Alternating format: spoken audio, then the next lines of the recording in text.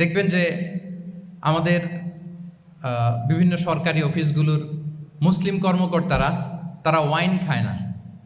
আমি দেখেছি থাইল্যান্ডে গিয়েছে, চায়না গিয়েছে অফিসের কাজে, ওখানে হালাল রেস্টুরেন্টগুলো খুঁজে, কারণ মুসলিম তার হালাল খাইতে হবে। তো সে ওয়াইন খায় না, পর্ক খায় না, কারণ ইসলামে এটা হারাম।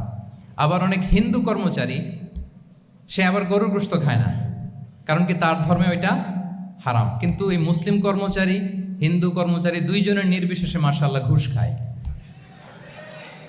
এরকম হয় না? দেখেন, মুসলিম ওয়াইন খায় না, পর্ক খায় না, তার ধর্মে হারাম। আমার হিন্দু ভাই গরুর গোশত খায় না, এটা তার ধর্মে হারাম। কিন্তু ঘুষ আবার দুই ধর্মে হালাল নাকি? হ্যাঁ, হালাল।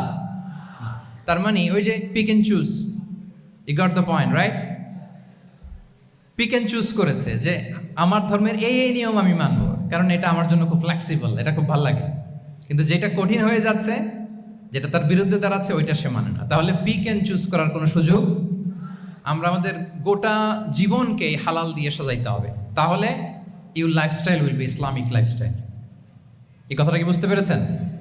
তাহলে ইউর ফুড শুড বি হালাল, ইউর ড্রিঙ্ক শুড বি হালাল, ইউর ফ্যাশন শুড বি হালাল, ইউর ইনকাম শুড বি হালাল, ইউর এন্টারটেনমেন্ট শুড বি হালাল, even your relationship should be হালাল। ব্যাপার কি? এটার এত আওয়াজ বেড়ে গেল।